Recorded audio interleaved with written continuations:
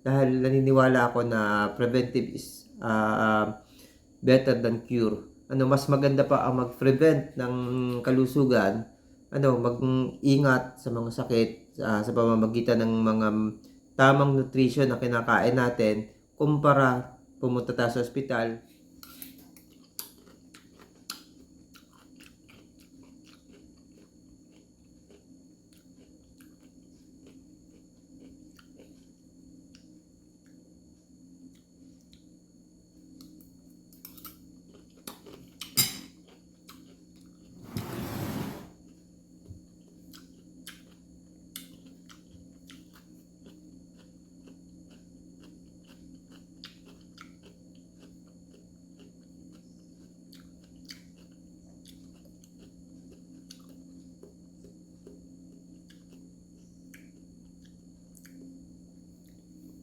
Sarap. Parang hindi na aabot ng agahan. Ginawa ko to pang-agahan. Salad. Salad na siya. Pipino, yung sibuyas, bawang, puso ng saging. Laga ko muna yung puso ng saging. Yung pinakapuso talaga niya, yung malambot na parte, nung nalaga na, ginayat ko, sinama ko. Ang paggagawa ng salad, pangkaraniwan sa akin, suka, tapos pipigyan ko ng kalamansi. Actually, lalagyan ko pa ito bukas ng umaga ng kamatis. Kasi kung lalagay ko ngayon ng kamatis, bukas ng umaga, malambot na.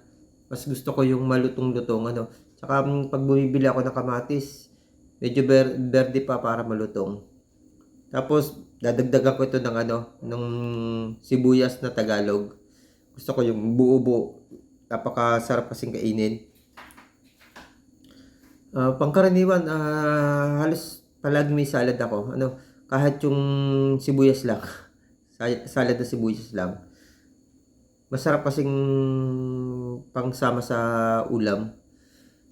Ayun, bakit ganito yung ginagawa ko? Kasi ito yung isa sa mga pag-uusapan natin. Kaya, samahan niyo ako at talakayin natin. Ayon pa rin ito sa pagiging preventive sa ating kalusugan. Samahan niyo ako at pagkwentuhan natin ang mga dapat nating malaman at matuklasan sa lakas ng ating katawan at kalusugan.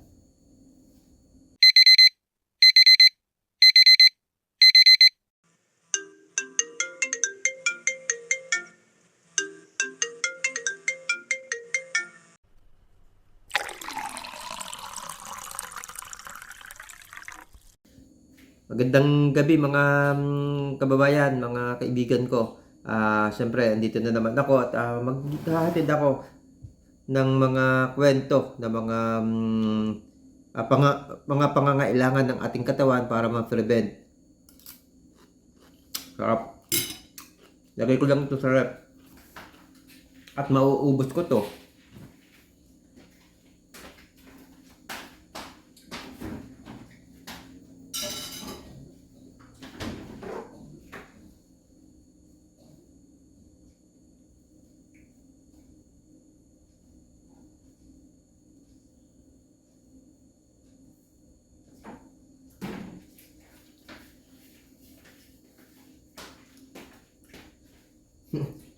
May dalang kawali. May papakita din ako sa inyo. Ito din pala. Tay, isa pa.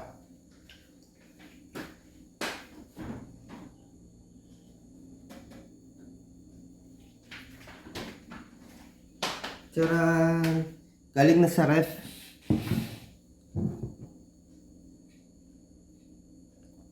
Malamig na.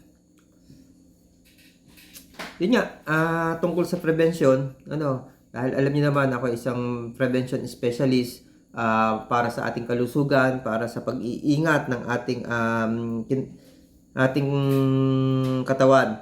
Nagdaan ako sa madaming mga pagsubok sa buhay ayon sa mga malulubang karamdaman. Nung bata ako, 6 years old ako, hindi ko malilimutan kasi parang naiiba ako sa mga kapatid ko pagkatapos nung hirap ko sa sakit na dinanas ko. From Oriental Mindoro, nakwento ko nito sa mga vlog na ginawa ko dati. Di ko tanda, basta alam ko 6 years old ako noon eh. 48 years old ako ngayon taong to. Susunod na mga buwan. 6 years old ako na, 5 years old ako hanggang 6 years old kasi 7 years old ako pumasok ng elementary. May malubha akong karamdaman na nakita sa akin. Nagkaroon ako ng infection sa kidney. Nung panahon yon hindi kayang lunasan ng mga pagamutan dito sa aming probinsya yung aking karamdaman, kaya ambulance ako papunta ng Quezon City sa Children's Hospital sa Banawe. Di ko malilimutan yon kasi natatakot ako sa mga sa mga nurse. Di ko malilimutan yon nung shout out sa mga nurse kung sino man sila. Sino man sila. Sa takot ko sa turok noon, natatandaan ko, buti na lang hindi naging trauma sa akin yon. Itinatali ako ng kumot para lang maturukan. Kasi ilan yung nurse na kumakapit sa akin pero nagwawala ako. Tanda ko. Ang natatandaan ko noon yung mga syringe noon, malalaki. Na parang bubog. Bubog pa yung 'di ba kayo plastic na may by size noon, isa ata ang size ng tanda ko malaki eh. Takot na takot ako syempre kahit man yung mga bata kan takot, lalo pa noon na lalaki ng panturok.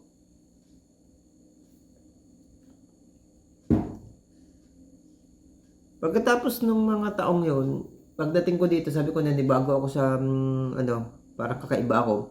Kasi yung pagkain ko iba sa pagkain ng mga kapatid ko. Walang alat.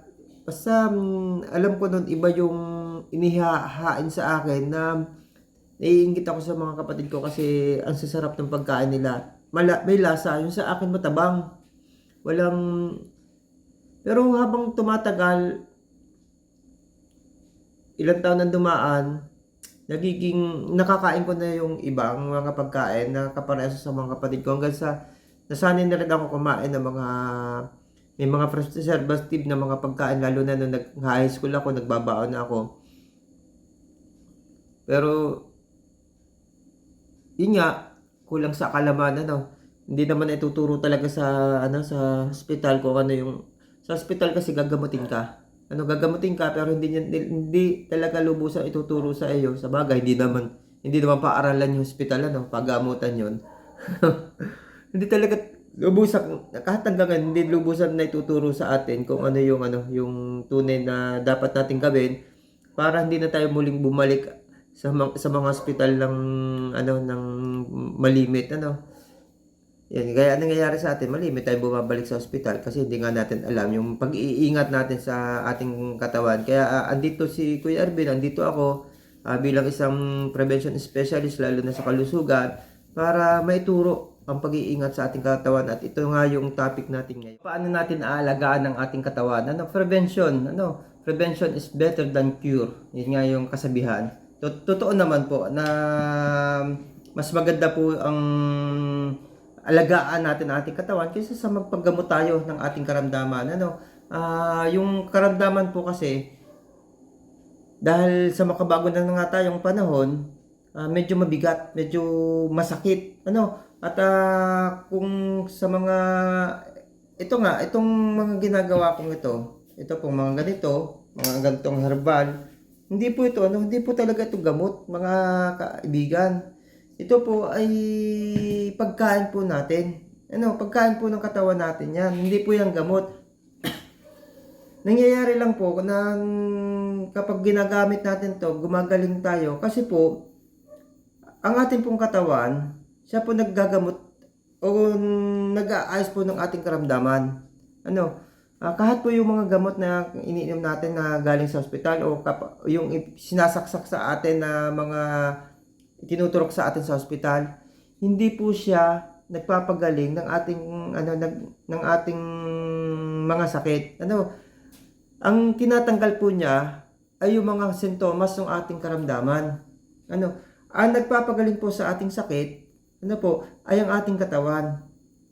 Kaya nga po pagdating sa hospital, binibigyan tayo ng maraming mga vitamins. Yung iba tinuturok pa sa atin. Kasi para mag-response yung katawan natin, mag-repair yung katawan natin, tapos nakamahinga nga tayo doon, hindi ini-stress yung ating digestive system. Ang kalimitan na kaya tayo ay naka-dextrose, pinapalakas yung ating resistensya. Yun yung bisa ng dextrose. Pero yun po ay mga artificial. Binibigla po, pinabibilis. Ang tunay pong ang katulad po, ang tinularan po nun ay yung mga pagkain natin. Kung ano yung mga pagkain natin, yun po yung tinularan nun na pinalakas lang po. Pinadami, pinalakas para mas mabilis po ang paggaling ng mga pasyente. Ang problema po, minsan ayaw mag-response kasi nga po, hindi naman talaga yun ang natural na pangangailangan ng ating katawan. Ang natural na pangangailangan ng ating katawan ay ang tamang nutrition na nagmula sa mga halaman. Kasi yun yung nung tayo isinilang sa mundo, yun yung doon nakadesign ang katawan natin. Magtataka din kayo doon sa mga pagkain, ng mga karne. Di ba, kahit naman nung elementary pa lang tayo, pinag-aralan na natin yon na pagkain talaga ng tao ay halaman. Kaya sa itsura ng ngipin, ng ngipin natin ay makikita at makikilala na ang tao ang pagkain halaman. Kasi flat po yung ngipin natin. Flat po yung ngipin natin. Alam naman natin na yung mga flatted na ngipin, halaman ang kinakain ito. At kapag mga tulis ang ngipin, ang kinakain ito, mga carnivores po sila. Ang katawan nila, nakadesign po para kainin yung mga protina, nung pagkain nila, yung mga hayop, yung mga katawan, yun yung mga pagkain nila. Carnivores po sila na ang kayang tunawin ng kanilang resistensya na may papasok sa kanilang mga katawan ay nagmula do sa katawan din. Tayo naman po, ang kaya ng ating katawan, para palakasin ang resistensya natin, ay nagmula po sa halaman. Kaya po nagmula sa mga halaman. yun po yung dapat natin maintindihan. Kaya kapag pag may sakit ka na, pag nagpa-check up ka na, ang daming mga pinagbabawal na pagkain sa atin ng ating mga doktor. Dangan nga lang po, nadadamay na rin yung gulay at saka prutas. Halimbawa, diabetic ka na, sasabihin sa'yo, bawal ang ganito, bawal ang ganyan. Pero may sinasabi na rin, yung prutas, bawal yung ganito, yung matatamis na prutas, yun po ay sa kadahilanan na nagkaroon ka na ng karamdaman ng sakit. Yun po ay hindi dahil doon sa prutas nyo nakuha. Kasi yung mga prutas minsan na sinasabing bawal, hindi nyo pa nakakain. Hindi po doon nanggaling. Nanggaling po yun doon sa mga chemical na kinakain natin. Ang unang-una, pagka-diabetic ka, yung mga kinakain natin minsan na matataas sa sugar, tulad ng mga kape, na 3-in-1, mataas ang sugar niya, tulad ng gatas na nabibili natin, mataas po ang sugar niyan, sugar content, yung mga juices, yung soft drinks, yung alcohol,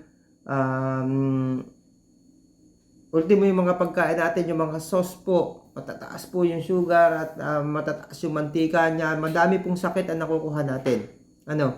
Yun po yung pinanggalingan. Ngayon po, mataas na yung sugar nyo, kahit na isang prutas ang kainin nyo na matamis, automatic, yun yung magiging problema nyo. Tataas pa rin yung sugar mo kasi lalabis. Ganun din po sa ibang mga karamdaman.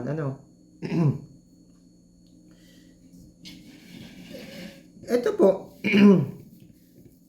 Ito pong mga ganito, herbal medicine po na kung tawagin natin, mga herbal medicine, hindi po siya medicine. Hindi po talaga siya 27, pagkain po siya. Kumpleto lang po siya ng nutrition para sa ating katawan, na ang dahilan po na nangyayari sa ating katawan kapag may sakit tayo, gumagaling tayo. Ang paliwanag po doon, mga kaibigan, ang nagpapagaling po sa ating katawan ay mismo ating katawan din. May kakayahan po ang katawan natin na pagalingin yung mga karamdaman natin. Yun nga lang, kaya pag nasa hospital tayo, bibigyan tayo ng gamot. Bibigyan tayo ng gamot para doon sa sakit natin. Yun po ay para doon sa mga sintomas ng sakit natin. Ngayon po, mapapansin nyo, pinalalakas ng mga doktor ang resistensya natin. May dextrose tayo. Dinedextrose tayo. Tapos, minsan, itinuturok yung vitamins natin doon sa dextrose. Tapos, umiinom pa rin tayo ng vitamins. Pinapalakas talaga yung resistensya natin. Yung pong mga ginagawa nila, yung po ay hango, yung po ay katumbas, yung po ay itinulad sa mga pagkain na matataas ang nutrition. Ang kaibahan lang po, mas pinalakas po yun para mas mabilis kang makarecover. Ang nagiging bad effect din naman nun, minsan, dahil sa taas ng mga dosage ng gamot na itinuturok natin, nako-compromise din yung yung mga vitamins, mas humihina yung kalusugan natin. Kaya minsan hindi nagre-react. Hindi po nagre-react yung katawan natin para mag-repair. Hindi mag-repair. Hindi na po, ayaw na po mag-repair ng katawan natin. Hindi napapalakas ng binibigay, sinasaksak sa atin kasi artificial din po siya. May chemical din po siyang kasama. Kalaban din ng katawan natin. Kaya kahit yung mayayaman, may mga mayayaman, kanina nga may nabasa ako sa sa internet. Na isang mayaman, bata pa, 44 years old data yon. Anak ng isang mayaman, kilalang pamilya sila, pero namatay. Namatay na maaga, bata pa. Kahit gano'n sila kayaman, hindi sila kayang gamutin ng mga doktor, magagandang hospital, magagandang gamot. Kahit pa gano'ng kadaming gamot ang bigay, kapag hindi na mag-react ang katawan mo. Kasi ang tamang panahon, ay ang prevention. Prevention. Huwag mo nang hintayin magkasakit ka ng maluba. Kasi mahirap naman talaga. Mahirap pagaling kahit nga itong mga herbal Pero actually, malaking bagay yan sa mga sa mga matitindi ang problema. Kaya nauso yung mga mga kaibigan, nauso yung mga food supplement, ang mamahal ng food supplement. Pero yun nga, kahit gaano kamahal niya, kahit gaano kagaling, at kung maluba ng karamdaman, kung yung mga sundalo natin sa katawan ay kakaunti na, hindi na kayang i-refer yung katawan natin, yung damage ng katawan natin. Kaya yun, andito po ako para hikayatin ang bawat isang nanonood na mag-isip-isip po tayo, gumising na tayo. Gumising na po tayo sa katotohanan na ang daming sakit ng dumadapo sa atin, ang dami na natin nararamdaman. Sana ingatan natin yung mga kabataan natin. Na huwag matulad sa atin. At tayo naman, mag-prevent na rin kahit na nahihirapan tayo. Mahirap po talaga mag-prevent. Mahirap po talaga mag-prevent. Pero yun po talaga ang dapat natin gawin. Huwag na po natin hintayin na magkasakit. Paano ba mag-prevent sa panahon ngayon? Kasi sabihin natin, sa pagkain, kung tutuusin, wala nang matinong pagkain Wala nang matinong pagkain mabibili ka. Lahat kalaban ng katawan, lahat basura para sa katawan. Lahat ay para lang tayo mabusog, hindi para tayo ay makakuha ng magandang nutrition. Halos walang nutrition. Yung sabihin healthy, salad. Magsasalad na lang ako healthy o maggugulay na lang ako para healthy. Bibili ka sa sa karinderya o kaya sa restaurant. Bibili ka. Yung dressing niyan, yung proseso na pagluluto niyan, Yung mga sangkap na ilinagay dyan, yung mga seasoning na ilinagay dyan, healthy pa ba? Healthy pa bang matatawag yan? Diba? Nakakapag-isip. Masasabi natin healthy ang isang pagkain kung ikaw mismo ang nag-prepare. Kaya pagdating sa bahay, doon tayo bumawi. Kain tayo. Kain tayo ng healthy. Ilang naman. Actually, pamula nung ginawa ko yan, malaki yung pagbabagong naranasan ko sa buhay ko. Ito nga, sabi ko sa inyo, nagkaroon ako ng bahay. Bakit? Kasi hindi na ako palaging nasa ospital. Hindi na ako naho-hospital. Hindi na ako palaging nasa doktor. Hindi na ako nadodoktor. Hindi na ako nagpapacheck up. Dati, palagi na ako nagpapa-blood chem. Ngayon, naiwasan na yung pagpapa-blood chem. Bakit? Wala akong nararamdaman na katulad ng dati. Nabawasan yung absent ko sa opisina kasi hindi na ako laging may sakit. Nakaipon ako. Ito, nandito, nagkaroon ako ng bahay, nagkaroon ako ng motor. Yun yung nakita ko na kapag hindi ka nagkakasakit, natutupad mo yung pangarap mo kahit na hindi mo makuha yung totally na pangarap mo dahil huli na. Kasi kung wala ang naging hadlang talaga sa tao, kahit sa akin na, idol, mga kaibigan, ang naging hadlang ay yung pagkakaroon ng karamdaman. Kung hindi ako nagkaroon ng karamdaman, siguro mas maganda yung buhay ko. Ito, wala na akong magagawa. Ito na yung karamdaman. Kaya ako, nangangaral para sa mga magulang na yung mga anak natin, huwag nating hayaan na magkaroon ng karamdaman. Ang kailangan ng mga anak natin, prevention. Mahirap. Kahit ako, nahirapan ako sa mga anak ko kung paano ko pasusundin. Tinatsaga ko na lang. Tinatsaga ko na lang na ang kainin nila, yung mga piniprepare ko na masustansya. Kasi yun ang kailangan nila. Ayaw kong matulad sila sa mga nakikita ko. Nakikita ko. Hindi na sa akin eh. Kasi ako naka-recover ako eh. Nakahabol ako eh. Yung nakikita ko sa paligid, yung mga tao na bata pa lang may sakit o kaya kagagraduate lang, hindi pa nakakapagtrabaho, may sakit na, paano nila makukuha yung pangarap nila? Paano nila makukuha yung pangarap nila kung hindi naman sila makakapaghanap buhay ng ayos kasi may sakit sila?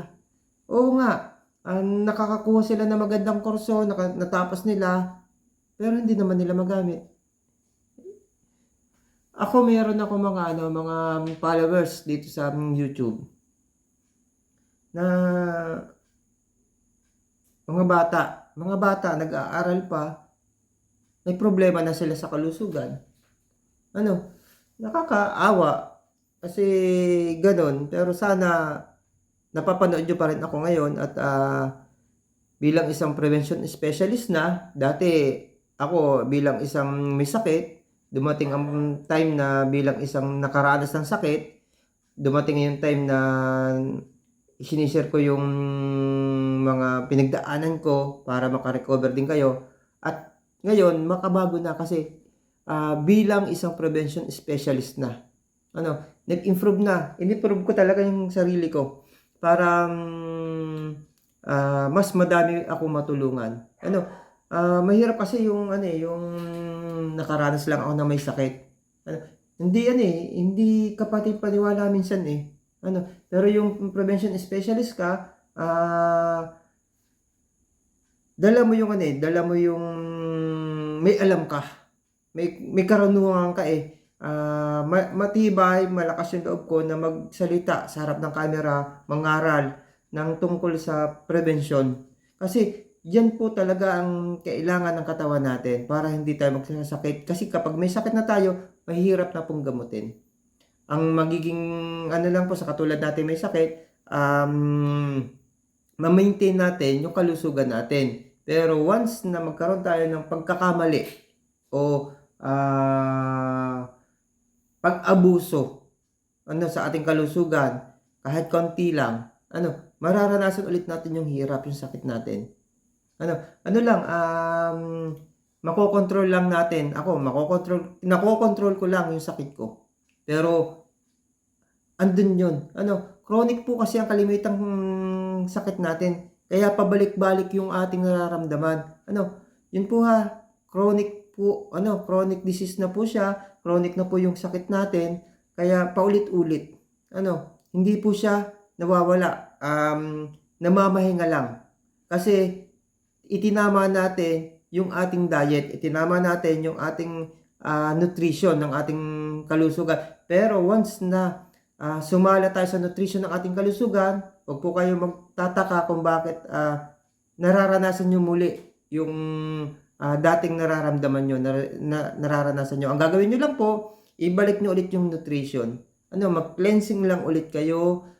Kasi habang dinalagay natin yung tamang nutrition sa ating katawan, kailangan linilinis din natin yung ating katawan nang sa ganun mag-absorb.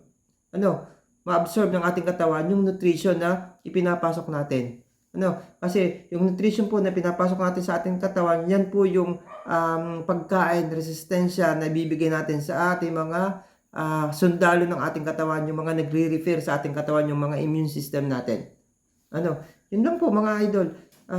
Ang TTB po, ako po, ang hangad ko po, mabawasan ang mga kabataan o mawala sa mga kabataan yung maagang magkasakit at maagang mamatay. Pabata ng pabata po ngayon ang nagkakasakit at pabata din ng pabata ngayon ang mga namamatay. Kaya nakakalungkot po. Kaya ako patuloy kong gagawin ito, maghikayat, gamit ang social media para sa magandang kalusugan. Yun lang po. Sana naibigan itong video ito. Marami pa pong video gagawin ko para makahikayat sa mga kapwa natin na mamamayan na ingatan na ang ating kalusugan. Iwasan na natin ang mga pagkain, lalong-lalo na mga inumin, mga alak, mga sigarilyo, mga bisyo. Iwasan po natin 'yan at kung maaari yung stress, bawasan din po natin. Sige po at God bless you. Ingat po tayo.